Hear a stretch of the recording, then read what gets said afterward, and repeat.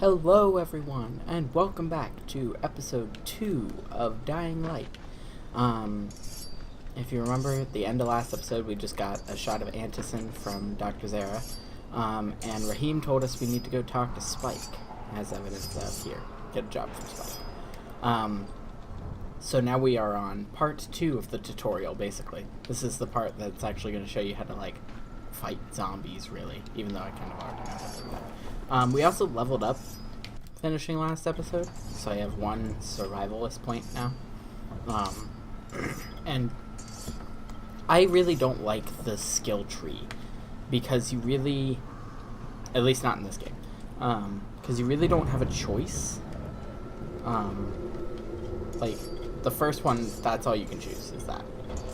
But now it's broken into the 3 different categories, but then, next level, I'll get to choose,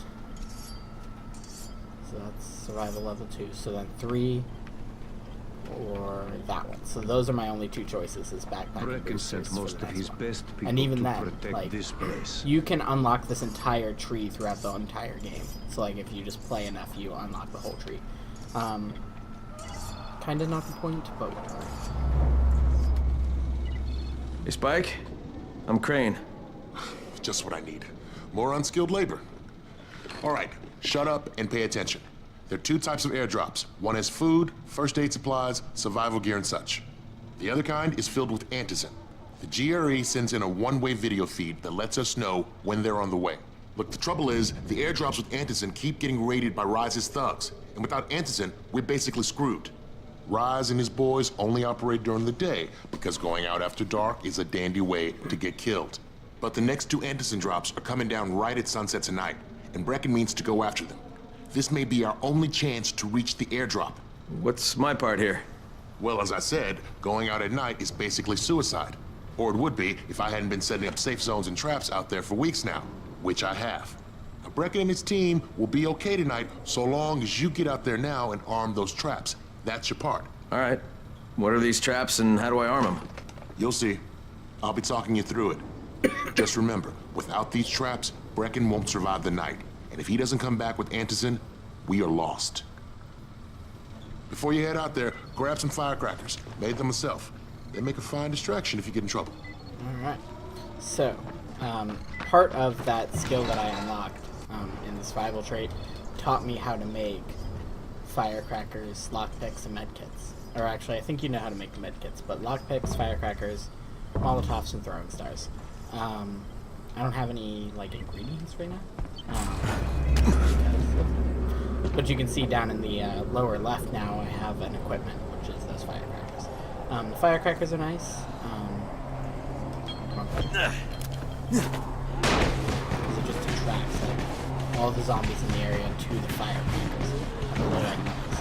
So, this is one of those things you can hit zombies and shoot kills on really quick. This is how I like to do it.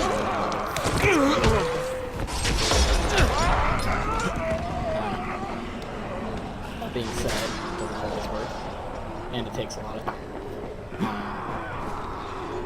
The game is really kind of set up in the fact that you really don't need to grind your power too much. I mean, yes, you'll get it naturally throughout the game, and that's good. But as for actually spending excessive time doing it, it's not really necessary. Because you really you don't have to fight them, so there's no point in this. We're gonna dilly-dally this episode. We're not really gonna finish part 2 of the tutorial. We may not finish it all this episode. I want to go around and collect some of the base stuff that I normally do at the very beginning to help me along the way. First thing I need to do is make more lockpicks, but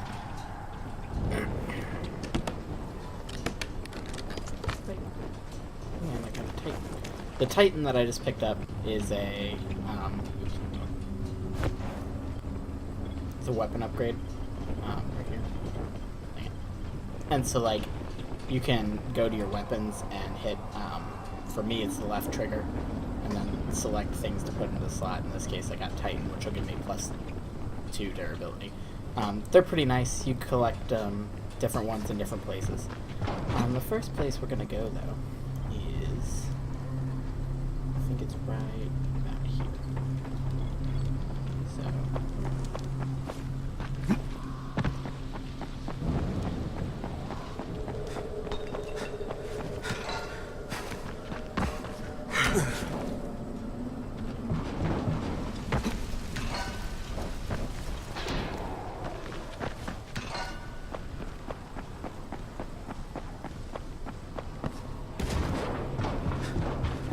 It's good to get some of the stuff done pretty early. Oh, we're not supposed to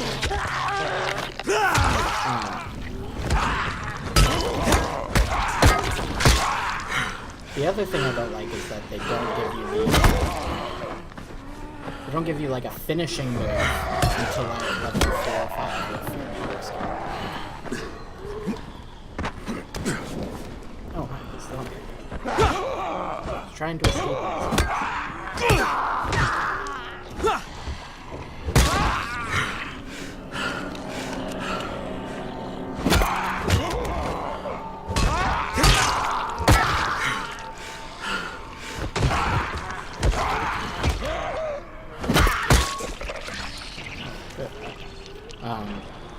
So like, that'll learn stun, which is nice. Stun kill, that's kind of helpful, but that's not a finishing move. I want to say,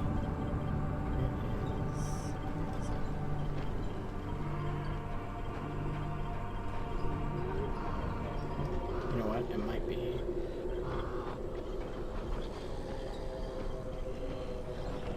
Maybe it's a survivalist.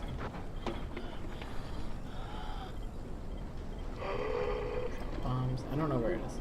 It's like head stomp or something like that. I could have sworn it was behind that. Stun kick. Stickiness. Ground stomp. Yeah, stomp. Okay, so level 9.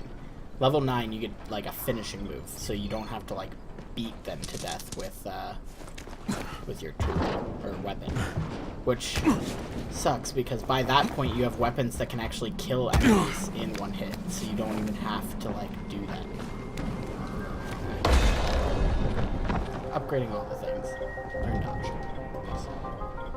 Dodge is useful for only one particular enemy, but it allows you to do this. But it's really only useful for the big guys. This is the place. It's just, oh no, I was close. This is where I wanted to go, right here. So this is a hospital, well, yeah, pharmacy. One thing I struggled with really hard at the beginning of my original first playthrough was finding medkits, or the ability, like alcohol and stuff to make medkits, until I found out 2 really good places to acquire a ton of medical equipment. This is one, and then we'll go to the other one. And if we have time, we can continue with the actual storyline, but we'll see. It took me a while to figure out how to get up into this building without the grappling hook. You walk all the way to the edge of here, and then hold up, and somehow you, like, do that magically. I don't know how that works, but it's not been fixed if it's a bug. This is a good place to walk. So, like, chemicals, nails, power cables.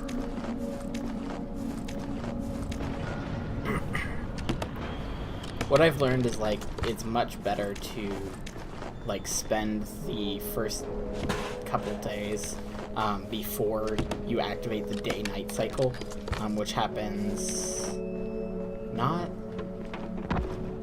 this mission. I think the mission after is when the day-night cycle officially starts, and that's when you gotta start being careful about, like, because you don't want to go out at night because it's really scary out. And I'm saying that, like, when I had, like, really good weapons, I still really didn't like going out at night. Like, I could fend off 1 or 2 of the volatiles, but it's hard. It's not a good time. So see, here's a bunch of gauze. So now, because I have gauze and alcohol, The only thing is, like, these locations, well, this one particularly, you get a lot of gauze, which is cool. The next one I'm going to show you, you do get a lot of actual med kits, which is good. But I've now found a place that, like, gets you a lot of alcohol, which you use alcohol for the med kits, yes, but you also use them for Molotovs. And I'm kind of a fan of Molotovs, so, like, it stinks that I can't find a good way to, like, have it. Because, I have such low inventory space, I have to, like, be careful.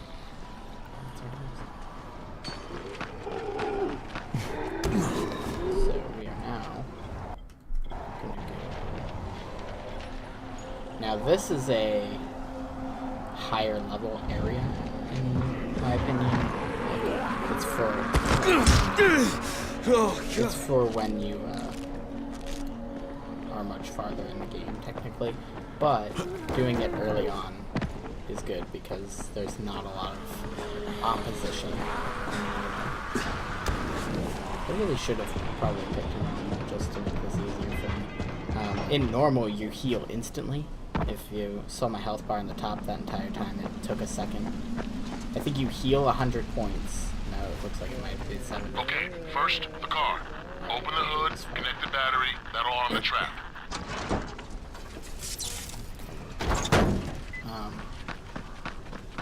Jade here.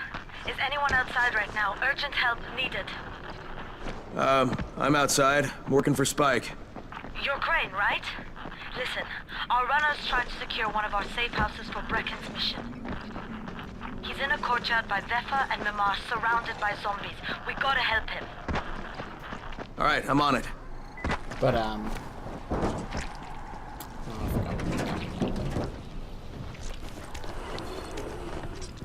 Oh, yeah, health healing. You don't heal in the game, you have to use medkits. But in normal, you heal. Using a health kit gives you health instantaneously. Like, there's no delay. Which is good when you're in some serious combat. Which will happen.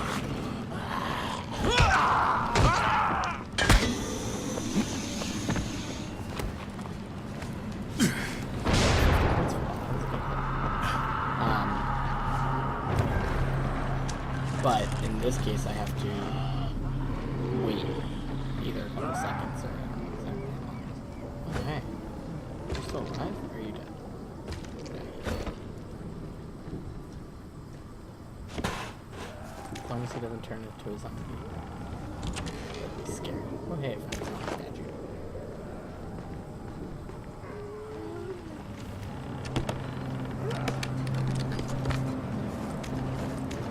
I'm gonna have to look into the differences between hardcore and hard. Because I'm playing Nightmare individually. This is the part where I get to go swimming.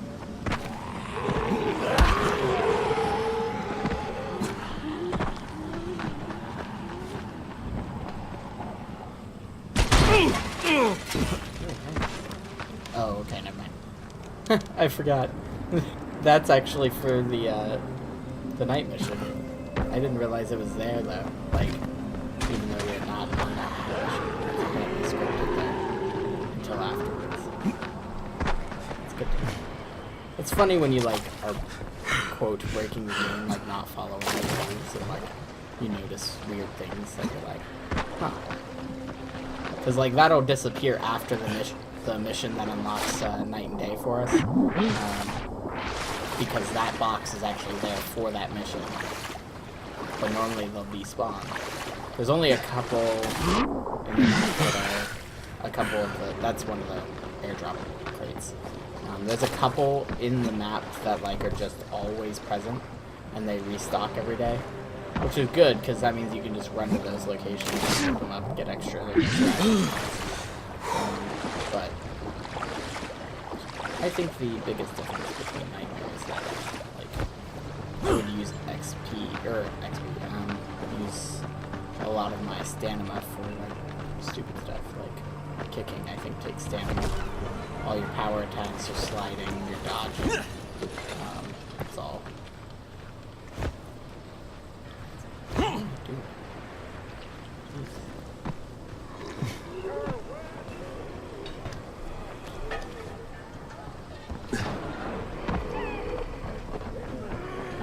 This is a long hike, but I totally think it's worth it. You'll see once we get there. Because this, you get weapons. You get weapons and stuff here too. As long as you don't die on the way here. This is the worst part of the journey, especially since I don't have a vault yet.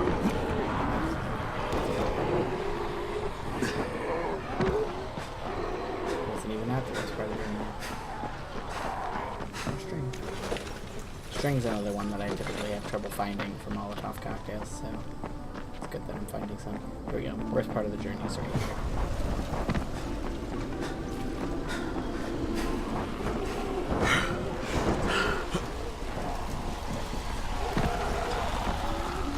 It's just so nice.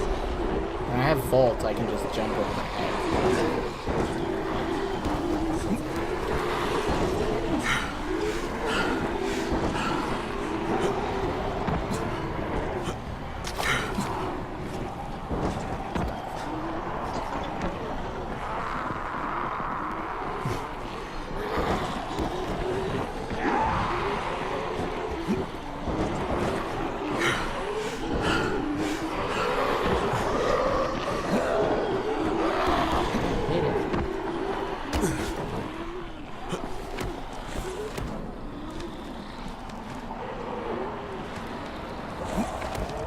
Crane has some super strength, man, because I totally would not. I can't even climb a rock wall, so I can't imagine where it is.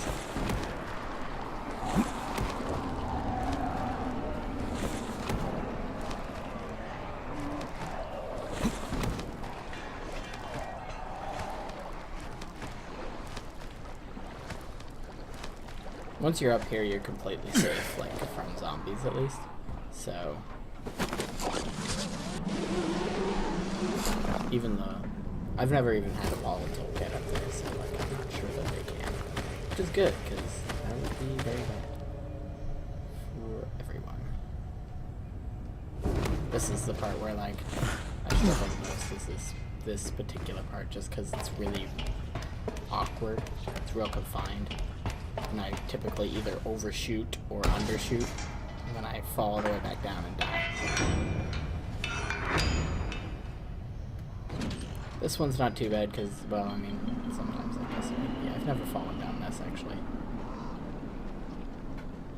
The worst I've done is I fell down that one and landed on this one, which was really fortunate that I landed on this one instead of dying, but...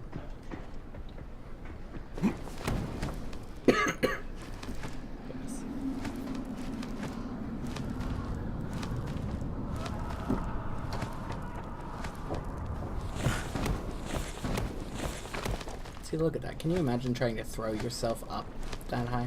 I mean, that's not a small throw. And that's a complete vertical, like, up.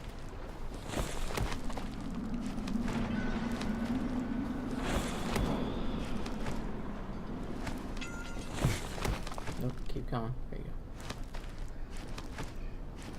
Keep going. What are you doing? Thank you. There's actually a mission involving both that place over there where we're going, that place over there where we're going, and this bridge particularly. There's also a achievement for jumping off the top of this bridge at night into the water, which isn't too bad. And when that mission that I was just talking about shows up, this becomes a safe zone, which is nice because that means if you make it all the way up here and die, you'll appear back up here, so you don't have to worry about climbing the whole place again.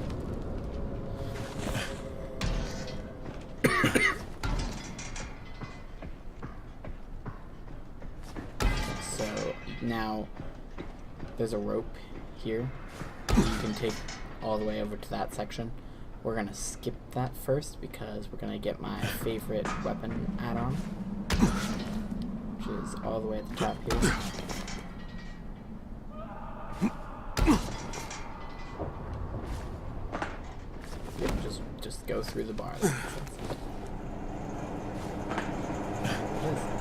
So I got surprised, motherfuckers. It's a good one. Ooh. Oh god. I would have slid just all the way back down, would have been dead. Alright. Gotta be careful. I guess that didn't hurt. We're not supposed to go far.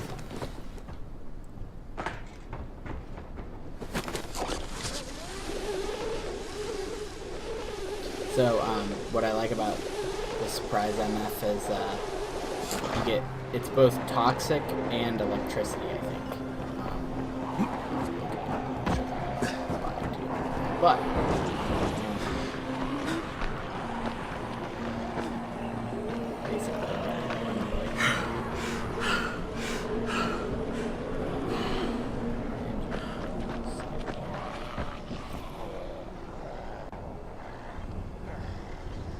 yeah, electricity and toxic, and it's like tier 3, so it's like really good. So there are a lot of zombies here. That being said, you don't have to fight many of them if you play your cards right. But like each one of these gives you a med kit, which I really think it should give you 2 med kits, but whatever. Not my job to make game code. I just play games. So, and you'll get a decent amount of gauze here too.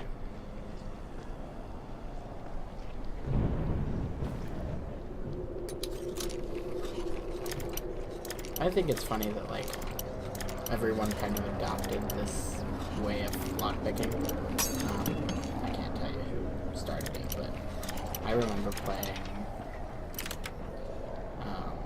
Elder Scrolls Oblivion, and the lockpicking was not like this.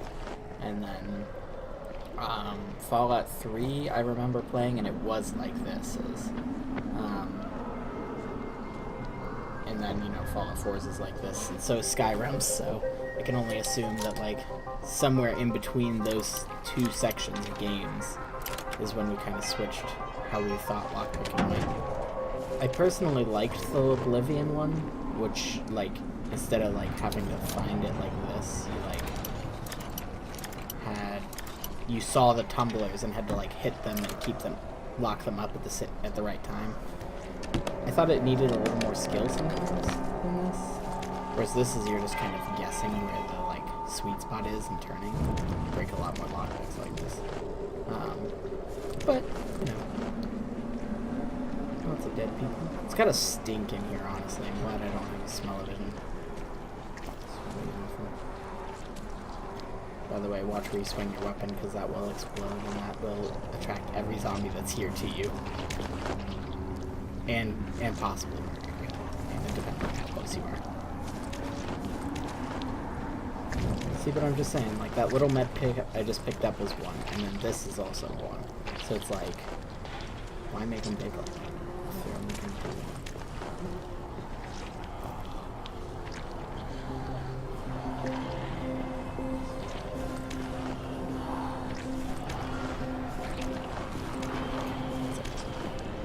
That's all of them.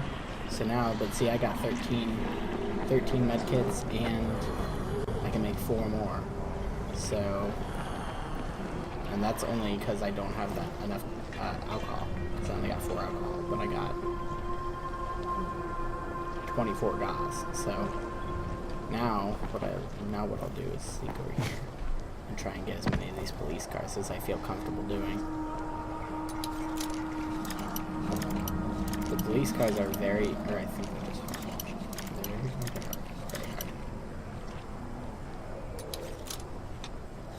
Which, see, this is what I'm talking about, though. Like, there's no skill in this. Like, you're talking about pixel measurements of, like, space. You gotta find the right one.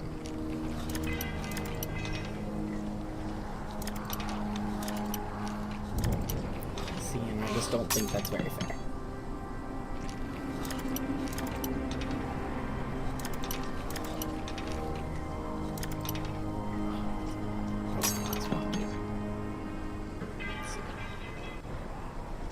Be able to get any of them because I can't. Oh no, I got 11 sets of 3, that is.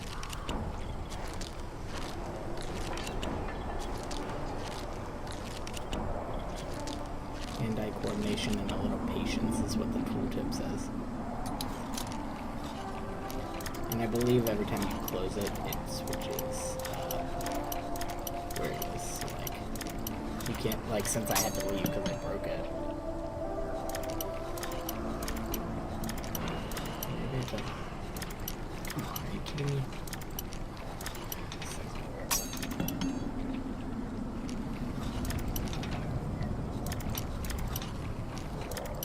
You gotta be joking.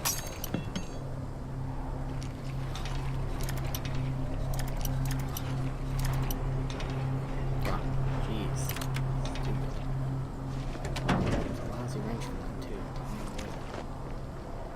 Sometimes you have like weapon add-ons and stuff in there too, which is nice. So I think I'll just use this because this is gonna be a fight.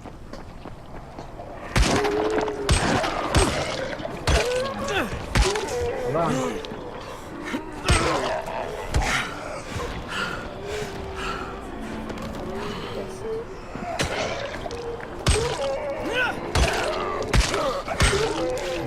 I guess it's safe for you to do that. Unless you're afraid of blood and gore. Yes, way to ask a question.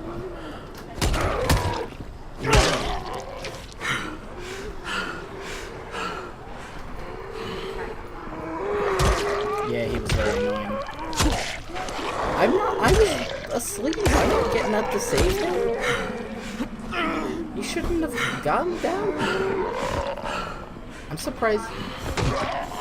I mean, wow, harsh. That sounds like a problem. Just saying. That's alright, I'm almost done with this anyway. I think it's almost around. That is? Yeah. No.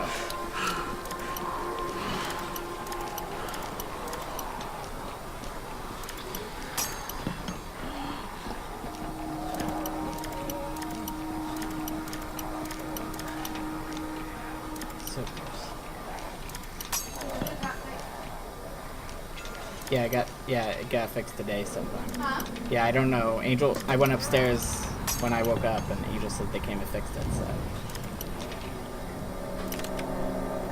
Ooh, military medkit. See, that does give you 3.